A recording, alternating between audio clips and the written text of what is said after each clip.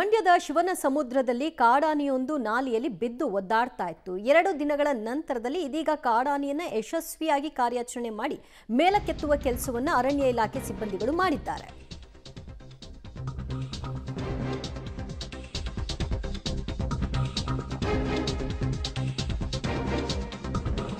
ಮಂಡ್ಯದ ಶಿವನ ಸಮುದ್ರದಲ್ಲಿ ಆಪರೇಷನ್ ಕಾಡಾನೆ ಸಕ್ಸಸ್ ಆಗಿದೆ. 2 ಅರವಳಿಕೆ ಮದ್ದನ್ನ ಕೊಡೋ ಮೂಲಕ ನಿತ್ರಾಣಗೊಂಡಂತಹ ಆನೆಯನ್ನ ಸುರಕ್ಷಿತವಾಗಿ ಮೇಲಕ್ಕೆತ್ತಿದ್ದಾರೆ.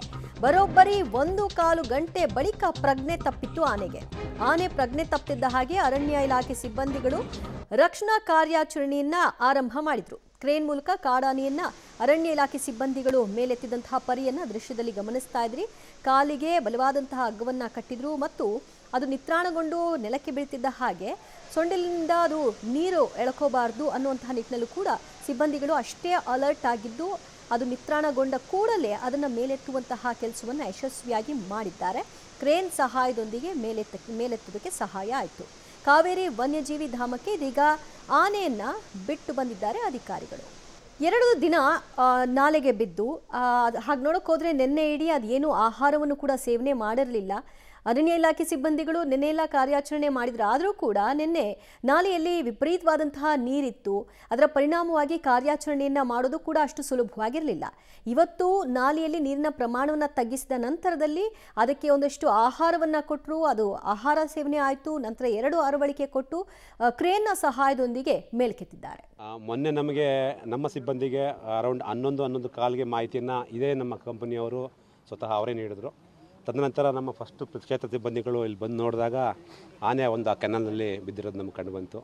ಅಂದರೆ ಬಿದ್ದಿರೋದಕ್ಕಿಂತ ಆ ಗೇಟ್ ಮುಖಾಂತರ ಬಂದುಬಿಟ್ಟಿರೋದು. ಪದಾಧಿಕಾರಿಗಳು ಸೇರ್ಕೊಂಡು ನಾವು ಏನು ಮಾಡಿದ್ವಿ ಫಸ್ಟು ಅಂದರೆ ಆ ಗೇಟ್ ಮುಖಾಂತರ ಹೆಂಗೆ ಬಂದಿದೆ ಅದೇ ರೀತಿ ಹೋಗಲಿ ಅನ್ನೋ ಪ್ರಯತ್ನದಲ್ಲಿ ಡಾಕ್ಟ್ರು ಮತ್ತು ಆದರ್ಶ ಡಾಕ್ಟ್ರು ಮತ್ತು ಟೀಮು ದೇ ಪ್ಲ್ಯಾಂಡ್ ಈ ರೀತಿ ಮಾಡುವ ಅಂತೇಳಿ ನಮ್ಮ ಎಲ್ಲ ಹಿರಿಯ ಅಧಿಕಾರಿಗಳು ಕೂಡ ಆಗಿಂದಾಗಲೇ ನಮಗೆ ಡಾಕ್ಟರ್ ಜೊತೆ ಡಿಸ್ಕಸ್ ಮಾಡ್ತಾ ಟೆಕ್ನಿಕಲ್ ಟೀಮ್ ಜೊತೆ ಏನು ಮಾಡೋದು ಒಳ್ಳೆಯದು, ಯಾವ್ದು ಮಾಡೋದು ಸೂಕ್ತ ಅಂತೇಳಿ ನಾವು 2-3 ಪ್ಲ್ಯಾನ್ಗಳನ್ನ ಇಟ್ಕೊಂಡು ಅದನ್ನು ಕೂಡ ಏನಾಗುತ್ತೆ ಪಾಪ್ಯುಲೇಷನ್ ಸ್ಟಡೀಸ್ ಅಂತೀವಿ. ಆ ಗುಂಪಿಂದ ಏನಾರು ಇದು ಬೇರ್ಪಡ್ತಾ ಗಂಡು ಅಂತೇಳಿ ನಮ್ಗೆ ಗೊತ್ತಾಗಲ್ಲ.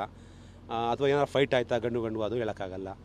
ಸೊ ಅಥವಾ ಮೇವರ್ಸ್ ಏನಾರು ಬಂತಾ ಡಿಹೈಡ್ರೇಷನ್ ಆಗಿ ಸ್ವಲ್ಪ ವೀಕು ಇದೆ. ತಾವು ನೋಡಿದಿರಿ ಸ್ವಲ್ಪ ವೀಕು ಇದೆ. ಇನ್ನು ಕೆಲವು ಟೈಮಲ್ಲಿ ಏನಾಗ್ತದೆ ಅಂದರೆ ಇನ್ಫೆಕ್ಷನ್ ಅಥವಾ ವೀಕ್ನೆಸ್ ಆದಾಗ ಗುಂಪಿಂದ ಬೇರೆ ಮಾಡೋದು ಸಹಜ. ಅಲ್ಲಿ ಆ ರೀತಿಯೂ ಇರ್ಬೋದು. ಮೊನ್ನೆ ನಮಗೆ ನಮ್ಮ ಸಿಬ್ಬಂದಿಗೆ ಅರೌಂಡ್ 11 ಕಾಲ್ಗೆ ಮಾಹಿತಿಯನ್ನು ಅದಷ್ಟು ಮಾಹಿತಿ ಕೊಡ್ತಾರೆ ನಮ್ಮ ಪ್ರತಿನಿಧಿ ರೋಹಿತ್. ಕಾರ್ಯಾಚರಣೆ ಏನು ಅಷ್ಟು ಸುಲಭವಾಗಿರಲಿಲ್ಲ, ಬಟ್ ಯಶಸ್ವಿಯಾಗಿ ಮಾಡಿ ಮುಗಿಸಿದ್ದಾರೆ. ಈಗ ಆನೆಯ ಆರೋಗ್ಯ ಹೇಗಿದೆ ಮತ್ತು ಕಾವೇರಿ ವನ್ಯಧಾಮಕ್ಕೆ ಅದನ್ನ ಬಿಟ್ಟಿದ್ದಾರೆ. ಅಬ್ಸರ್ವೇಷನ್ ಅಲ್ಲಿ ಏನಾದರೂ ಇರುತ್ತಾ ಹೇಗೆ?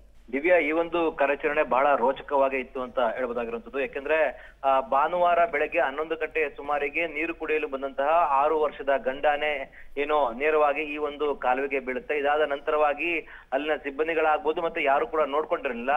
ತದನಂತರ ನಿನ್ನೆ ಮಧ್ಯಾಹ್ನದ ವೇಳೆಗೆ ಸರಿಸುಮಾರು 3 ಗಂಟೆ ವೇಳೆಗೆ ಅಲ್ಲಿ ಆನೆ ಇರೋದನ್ನ ಕಂಡುಬರುತ್ತೆ. ತದನಂತರವಾಗಿ ಅರಣ್ಯ ಇಲಾಖೆಯ ಅಧಿಕಾರಿಗಳಿಗೆ ಈ ಒಂದು ವಿಷಯವನ್ನ ಮುಟ್ಟಿದಂತ ಸಂದರ್ಭದಲ್ಲಿ ನಿನ್ನೆ ಕಾರ್ಯಾಚರಣೆ ಮಾಡೋ ಕೂಡ ಅಧಿಕಾರಿಗಳು ಮುಂದಾಗ್ತಾರೆ. ಆದ್ರೆ ಕತ್ತಲು ಇದ್ದಂತ ಸಂದರ್ಭದಲ್ಲಿ ಈ ಒಂದು ಕಾರ್ಯಾಚರಣೆಗೆ ಅಡ್ಡಿ ಆಗುತ್ತೆ. ಇವತ್ತು ಬೆಳಗ್ಗೆ ಆನೆಯನ್ನ ಸಲೀಸಾಗಿ ಪಟಾಕಿ ಹೊಡೆದು ಅಲ್ಲಿಂದ ಓಡಿಸ್ಬೋದು ಅಂತನೂ ಕೂಡ ಅರಣ್ಯಾಧಿಕಾರಿಗಳು ಅಂದ್ಕೊಳ್ತಾರೆ. ಆದ್ರೂ ಕೂಡ ಅಂದ್ರೆ ಪಟಾಕಿ ಹೊಡೆದಂತ ಸಂದರ್ಭದಲ್ಲೂ ಕೂಡ ಆನೆ ಅಲ್ಲಿಂದ ಹೋಗೋಕೆ ಸಾಧ್ಯ ಆಗಲ್ಲ. ಯಾಕಂದ್ರೆ ಸುಮಾರು 20 ಅಡಿ ಆಳ ಇದ್ದಂತ ಕಾರಣವಾಗಿ ಆನೆ ಅಲ್ಲಿಂದ ಮೇಲಕ್ಕೆ ಬರಕ್ಕಾಗಲ್ಲ. ಇದಾದ ನಂತರವಾಗಿ ವಿನೂತನವಾದ ಒಂದು ಕಾರ್ಯಾಚರಣೆಯನ್ನ ಮಾಡ್ತಾರೆ. ಅಂದ್ರೆ ಮೊದಲಿಗೆ ಆನೆಗೆ ಅರವಳಿಕೆಯನ್ನ ಮದ್ದನ್ನ ನೀಡ್ತಾರೆ. ಮೊದಲನೇದಾಗಿ ಅರವಳಿಕೆ ಮದ್ದನ್ನ ನೀಡಿದಂತ ಸಂದರ್ಭದಲ್ಲಿ ಆನೆ ಪ್ರಜ್ಞಾಹೀನ ಸ್ಥಿತಿಗೆ ತಲುಪಲ್ಲ. ನಂತರವಾಗಿ 2ನೇ ಅರವಳಿಕೆ ಮದ್ದನ್ನ ನೀಡುತ್ತಾ ಸಂದರ್ಭದಲ್ಲಿ ಆನೆ ಪ್ರಜ್ಞಾಹೀನ ಸ್ಥಿತಿಗೆ ತಲುಪಿ ಕೆಳಗೆ ಬಿದ್ದೋಗುತ್ತೆ. ನಂತರವಾಗಿ ಅರಣ್ಯ ಇಲಾಖೆ ಸಿಬ್ಬಂದಿಗಳು ಎಲ್ಲರೂ ಕೂಡ ಆ ಆನೆಗೆ ಒಂದು ಬೃಹತ್ ಬೆಲ್ಟ್ ಅನ್ನ ಕಟ್ಟಿ ಕ್ರೇನ್ ಸಹಾಯದ ಮೂಲಕವಾಗಿ ಕಂಟೈನರ್ಗೆ ಮಲಗಿಸುವಂತದ್ದು. ನಂತರವಾಗಿ ಕಂಟೈನರ್ ಮೂಲಕವಾಗಿ ಆನೆಯನ್ನ ಮೇಲಕ್ಕೆ ಎತ್ತಿ ಏನು ಲಾರಿಗೆ ಇರಿಸಲಾಗತ್ತೆ. ತದನಂತರವಾಗಿ ಅರಣ್ಯದ ಪ್ರದೇಶಕ್ಕೆ ಆನೆಯನ್ನ ಕೊಂಡೊಯ್ದು ಅಲ್ಲಿ ಏನು ವೈದ್ಯಾಧಿಕಾರಿಗಳು ಆನೆಯ ಆರೋಗ್ಯವನ್ನ ತಪಾಸಣೆ ಮಾಡ್ತಾರೆ. ತಪಾಸಣೆ ಮಾಡುವಂತಹ ವೇಳೆಯಲ್ಲಿ ಆನೆಯ ಆರೋಗ್ಯ ಸ್ಥಿರವಾಗಿ ಇರುತ್ತೆ. ತದನಂತರವಾಗಿ ಇದನ್ನ ಕಾಡಿಗೆ ಬಿಡ್ಬೋದು ಅಂತೇಳಿ ಕೂಡ ಅರಣ್ಯ ಅಧಿಕಾರಿಗಳಿಗೆ ಆರೋಗ್ಯಾಧಿಕಾರಿಗಳು ಸೂಚನೆ ನೀಡ್ತಾರೆ. ಆರೋಗ್ಯಾಧಿಕಾರಿಗಳ ಸೂಚನೆ ಮೇರೆಗೆ ಇದೀಗ ರಕ್ಷಣೆಗೊಂಡಂತಹ ಆನೆಯನ್ನ ಕಾವೇರಿ ವನ್ಯಜೀವಿ ಧಾಮಕ್ಕೆ ಇದೀಗ ಆನೆಯನ್ನ ಬಿಟ್ಟಿರುವಂತದ್ದು. ಜೊತೆಗೆ ಅದಕ್ಕೆ ಒಂದು ಟ್ರ್ಯಾಕ್ ಮಾಡೋ ನಿಟ್ಟಿನಲ್ಲಿ ಕೂಡ ಅಧಿಕಾರಿಗಳು ಕೂಡ ಕ್ರಮ ವಹಿಸಿದ್ದಾರೆ. ಯಾಕಂದ್ರೆ ಅರವಳಿಕೆ ಮದ್ದನ್ನು ನೀಡಿರಬಹುದಾಗಿರುವಂತದ್ದು ಮತ್ತೆ 2 ದಿನಗಳ ಕಾಲ ನೀರಲ್ಲೇ ಏನಿತ್ತು ಆನೆ ಹಿಟ್ಟಿನಲ್ಲಿ ಫಂಗಸ್ ಇಂದ ಯಾವುದೇ ರೀತಿಯಂತ ಸಮಸ್ಯೆಗಳು ಉಂಟಾಗುತ್ತಾ ನಿಟ್ಟಿನಲ್ಲಿ ಕೂಡ ಆನೆಯನ್ನು ಕೂಡ ವಾಚ್ ಮಾಡಲಾಗುತ್ತೆ ಒಂದ್ 2-3 ದಿನಗಳ ಕಾಲವಾಗಿ. ಮತ್ತೆ ಆ ಆನೆಗೆ ಯಾವುದೇ ರೀತಿಯಂತಹ ಆರೋಗ್ಯದಲ್ಲಿ ಏನು ಏರುಪೇರ ಅಂತ ಸಂದರ್ಭದಲ್ಲಿ ಆನೆಗೆ ಚಿಕಿತ್ಸೆಯನ್ನ ಕೂಡ ಕೊಡುವಂತ ಕೂಡ ಕ್ರಮ ವಹಿಸಲಾಗುತ್ತೆ. ಅದರ್ದೇ ಆನೆ ಸುರಕ್ಷಿತವಾಗಿ ಇದ್ದಂತ ಸಂದರ್ಭದಲ್ಲಿ ಆನೆಯನ್ನ ಕಾಡಿನಲ್ಲೇ ಸಂಪೂರ್ಣವಾಗಿ ಬೀಳಲಾಗುತ್ತೆ. ದಿವ್ಯಾ, ಥ್ಯಾಂಕ್ ಯು ರೋಹಿತ್, ನಿಮ್ಮೆಲ್ಲ ಮಾಹಿತಿಗೆ. 100 ಜನ ಸಿಬ್ಬಂದಿಗಳು ಈ ಕಾರ್ಯಾಚರಣೆಯಲ್ಲಿ ಭಾಗಿಯಾಗಿದ್ದರು. ಬೆಂಗಳೂರಿನಿಂದ ಕ್ರೇನನ್ನು ತರಿಸಿ ಈ ಕ್ರೇನ್ನ ಮೂಲಕವಾಗಿ ಲಿಫ್ಟ್ ಮಾಡುವಂತಹ ಕೆಲಸವನ್ನು ಮಾಡಲಾಯಿತು. ಆ ನಂತರದಲ್ಲಿ ಅದರ ಆರೋಗ್ಯ ಸ್ಥಿತಿ ಹೇಗಿದೆ, ಅರವಳಿಕೆ ಕೊಟ್ಟ ನಂತರದಲ್ಲಿ ಅದನ್ನು ಮತ್ತೆ ಪ್ರಜ್ಞೆ ಬರೆಸುವಂತಹ ನಿಟ್ಟಿನಲ್ಲಿಯೂ ಕೂಡ ವೈದ್ಯರ ತಂಡ ಅಲ್ಲಿ ಕೆಲಸ ಮಾಡಿದೆ. ಮತ್ತೆ ಅದಕ್ಕೆ ಪ್ರಜ್ಞೆ ಬಂದ ನಂತರದಲ್ಲಿ ಅದರ ಪೋಷಣೆಯನ್ನು ಮಾಡೋ ಮೂಲಕವಾಗಿ ಈಗ ವನ್ಯಜೀವಿ ಧಾಮಕ್ಕೆ ಬಿಟ್ಟಿದ್ದಾರೆ. ಅಲ್ಲಿಯೂ ಕೂಡ ಅದರ ಚಲನವಲನ ಹೇಗಿದೆ, ಯಾಕಂದರೆ ಅದು ಸ್ವಲ್ಪ ವೀಕ್ ಇದೆ ಅಂತ ಕೂಡ ಹೇಳ್ತಿದ್ರಿಂದ ಅದನ್ನೆಲ್ಲ ಅಬ್ಸರ್ವ್ ಮಾಡ್ತಾರೆ.